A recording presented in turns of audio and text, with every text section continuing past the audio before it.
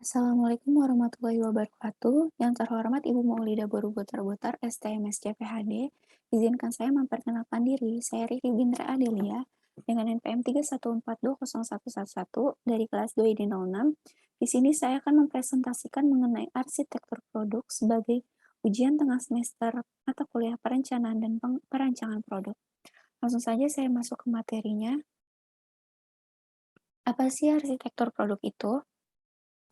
Arsitektur produk merupakan penugasan elemen-elemen fungsional dari produk pada elemen fisik atau building block dari produk tersebut. Building block ini maksudnya bangunan fisik. Nah, eh, produk itu terdiri dari dua elemen, yaitu elemen fisik dan elemen fungsional. Produk itu kan bisa berupa barang atau berupa jasa ya. Nah, yang berlaku pada barang itu merupakan elemen fisik. Nah, yang berlaku pada jasa itu merupakan elemen fungsional. Elemen fisik ini merupakan bagian dari produk, komponen, dan subassembly yang menjalankan elemen fungsional. Elemen fisik produk biasanya diorganisasikan menjadi beberapa building block utama atau chunks. Nah, chunks ini berdasarkan sumber yang saya dapat, istilah chunks ini cukup populer di antara perusahaan-perusahaan manufaktur terkemuka di Amerika. Elemen fungsional produk itu kan dibagi menjadi potongan chunk atau fisik ya. Nah, apa sih chunks itu? Chunks itu kesatuan dari elemen fisik produk seperti part, komponen, subbagian yang mengimplementasikan fungsi produk. Nah, sebagai contoh, part ini kan kalau di dalam jasa bentuknya itu bisa berupa jasa atau pekerjaan-pekerjaan kecil yang jika dijadikan satu akan membentuk suatu jasa yang besar. Nah, contohnya aplikasi jasa aplikasi jasa Grab atau Gojek. Nah, elemen-elemen atau komponen-komponennya itu transportasi pelanggan atau GoRide atau GoCar kan kalau di Gojek itu namanya. Terus kalau mengantar makanan, GoFood, terus ada jasa mengantar barang, GoSend, terus ada juga jasa GoMart. Ada juga jasa metode pembayaran seperti GoPay atau OVO. Nah, itu tuh kalau dijadikan satu akan membentuk suatu produk jasa, yaitu jasa Gojek atau Grab. Nah, setiap chunk terdiri dari sekumpulan komponen-komponen yang menghasilkan fungsi dari produk. Selanjutnya, elemen fungsional. Elemen fungsional ini merupakan operasi dari individual dan transformasi yang menyumbang atau berkontribusi terhadap kinerja keseluruhan produk. Elemen fungsional biasanya diuraikan dalam bentuk skema sebelum direduksi menjadi suatu teknologi yang spesifik, komponen, atau prinsip-prinsip kerja fisik. Komponen fungsional menjadi penting karena merupakan hal utama kenapa produk tadi dibuat. Selanjutnya, tujuan arsitektur produk. Tujuan arsitektur produk itu menguraikan komponen fisik dasar suatu produk, menguraikan apa yang harus dilakukan oleh masing-masing komponen tersebut, atau maksudnya menguraikan apa fungsi komponen suatu produk, dan seperti apa penghubung interface yang digunakan untuk peralatan lainnya. Nah, output yang didapat dari arsitektur produk itu mengetahui perkiraan rancangan geometri dari suatu produk, mengetahui penjelasan mengenai cang-cang utama, dan dokumentasi interaksi penting antar cang. Nah, bagaimana kita mulai menetapkan arsitektur produk? Kita akan mulai menetapkan arsitektur produk pada waktu terjadinya pengembangan konsep. Jadi sebelum itu kita harus memahami nih, nanti arsitekturnya seperti apa. Kita mulainya pada waktu pembuatan sketsa. Kita bikin secara modular atau dibikin secara modular slot atau dibikin secara modular seksional. Nah, setelah itu dibikin diagram-diagram fungsinya seperti apa, keterkaitan antar masing-masing modular tersebut seperti apa. Nah, barulah setelah itu kita masuk ke prototipe awal fase pengembangan konsep dan perancangan tingkat sistem. Selanjutnya, karakter arsitektur produk. Karakter arsitektur produk itu terdapat dua jenis. Yang pertama, arsitektur modular.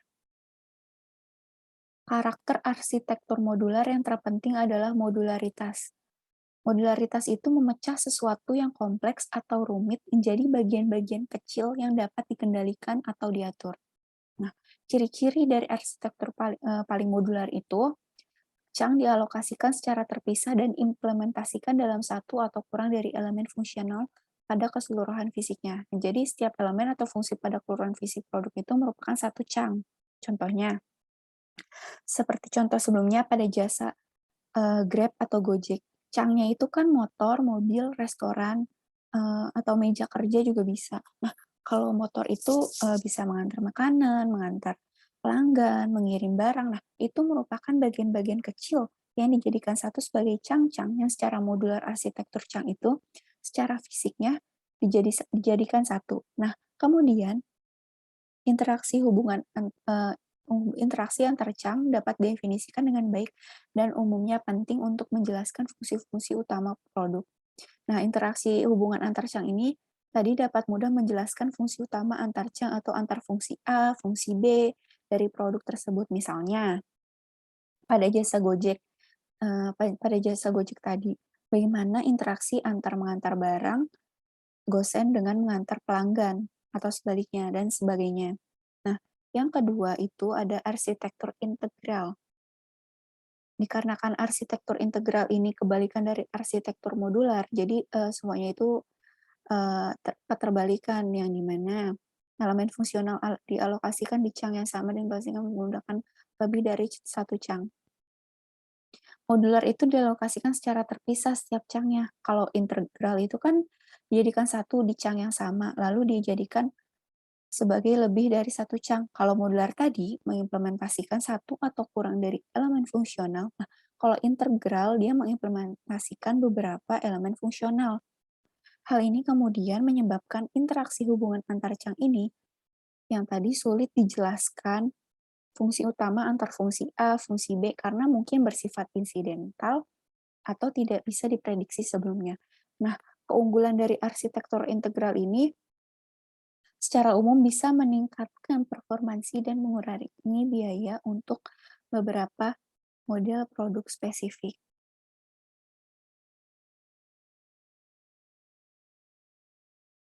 Selanjutnya ada tipe-tipe modularitas. Yang pertama, arsitektur modular slot. Masing-masing penghubung antar chunk pada arsitektur ini mempunyai tipe yang berbeda dari yang lain.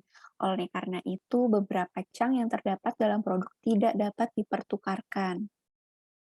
Contohnya itu radio dan speedometer mempunyai tipe hubungan yang berbeda pada panel instrumen. Nah, setiap potongannya, kalau ini kan gambarnya ini sini, setiap potongannya ini merupakan chunk. Ini chunk, ini chunk, ini chunk, ini chunk. Nah, ketika ia menjadi satu kesatuan, maka ini disebut sebagai produk fisiknya. Nah, modularnya itu modularnya itu ini modularnya, ini modularnya, ini modularnya, ini modularnya. Nah, sebenarnya setiap potongan ini bisa berjalan sendiri-sendiri nih, tapi kalau dijadikan satu, dia akan memberikan nilai tambahan. Yang kedua itu arsitektur modular base. Pada arsitektur ini, cangcang yang berbeda dapat dihubungkan ke produk melalui hubungan yang sama. Contohnya, perluasan card untuk komputer. Nah, di sini tuh kan ada gambar untuk modular base. Yang utama di sini itu potongan yang paling bawah ini, itu landasan landasan dasar dari produk tersebut. Nah, di atasnya ini merupakan tambahan, ini tambahan, ini tambahan. Nah, tambahan ini tidak bisa bekerja sendiri kalau nggak ada landasan ini nih. Nah, contohnya, misalkan kalau pada Gojek, landasannya itu mengantar. Nah, baru setelah itu tambahan-tambahannya itu seperti mengantar pelanggan, mengantar makanan, mengantar barang atau gosen, mengantar belanjaan atau gomart, seperti itu. Yang ketiga, arsitektur modular seksional. Pada arsitektur ini, semua penghubung mempunyai tipe yang sama. Rakitan dibuat dengan menghubungkan chunk yang satu dengan yang lainnya melalui penghubung yang identik. Contohnya pada sistem pipa atau sistem sofa yang melingkar, dinding pemisah kantor, dan beberapa sistem di komputer. Nih contohnya nih. Seksional di sini lebih ke bagian-bagian, ini bagian-bagian kan. Nah, tetapi di sini tidak ada interaksi. atau keterkaitan satu sama lain, berbeda dengan modular sebelumnya yang terdapat interaksi atau keterhubungan satu sama lainnya. Kalau di sini kan dia ada keterhubungan nih di sininya. Dia ada keterhubungan. Ini juga ada keterhubungan. Di sini juga ada keterhubungan. Nah, beda kalau seksional ini dia tidak ada keterhubungan, tidak ada keterkaitan satu sama lain. Nah, jadi bagian-bagian ini tuh bisa berdiri sendiri dengan mudah, yang kalau dijadikan satu akan menjadi satu kesatuan.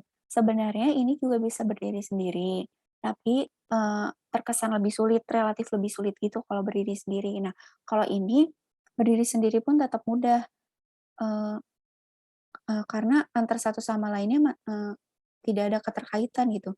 Nah, seperti contohnya, sofa yang melingkar. Kalau sofa melingkar itu misalnya terdiri dari 5 bagian. Lalu, kita hanya membeli satu atau 2 bagian dari sofa tersebut. Nah, sofa tersebut tuh masih tetap berfungsi dengan baik, tapi, contoh lainnya misalnya kita membeli kitchen set, kita belinya cuma meja, tanpa kompor, kan nggak bisa, atau kita beli sebaliknya, kita hanya membeli kompor tanpa mejanya. Akan sulit karena ntar kompor tanpa meja sulit digunakan gitu. Karena mereka masih memiliki keterkaitan, berbeda dengan sofa melingkar tadi, dia tidak memiliki keterkaitan, jadi sofanya masih bisa berfungsi dengan baik. Langkah-langkah menetapkan arsitektur produk, membuat skema dari produk. Skema itu, diagram yang menggambarkan pengertian tim terhadap elemen-elemen penyusun produk. Skema produk seharusnya menggambarkan pemahaman terbaik tim mengenai produk, tapi tidak mencantumkan setiap detail dari elemen produk. Nah, dalam penyusunan skema dibutuhkan maksimal 30 elemen atau kurang dalam upaya pembuatan arsitektur produk. Selanjutnya, mengelompokkan elemen-elemen yang terdapat dalam skema menjadi sebuah cang. Untuk menentukan kapan adanya keuntungan untuk mengelompokkan atau klaster, ada beberapa faktor yang harus diperhatikan. Nah, seperti ketepatan dan keutuhan geometri, terus, pembagian fungsi, kemampuan vendors, kesamaan desain atau teknologi produksi, localization of change atau lokalisasi perubahan elemen, mengakomodasi keberagaman atau variasi, kemampuan standarisasi, dan portability of interface atau kemudahan perpindahan berbagai jenis penghubung yang ada pada produk.